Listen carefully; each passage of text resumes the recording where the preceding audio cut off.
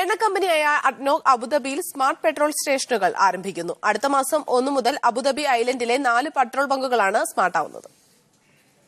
ഇന്ധനം നിറച്ചാൽ പണം മേടിക്കാൻ പോലും പ്രത്യേകം ജീവനക്കാരുണ്ടാവില്ല എന്നതാണ് സ്മാർട്ട് സെൽഫ് സർവീസ് റീഫില്ലിംഗ് സ്റ്റേഷന്റെ പ്രത്യേകത.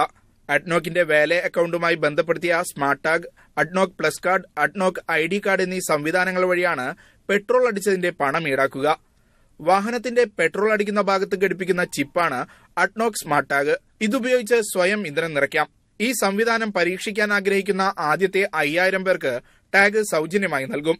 5000 പേർക്ക് പ്ലസ് കാർഡും സൗജന്യമായി ലഭിക്കും. ഇതിനായി ആദ്യം അഡ്നോക് വാലയിൽ പേര് രജിസ്റ്റർ ചെയ്യണം. മൊബൈൽ, ടാബ്ലറ്റ് എന്നിവ വഴി ഇത് നിയന്ത്രിക്കാം.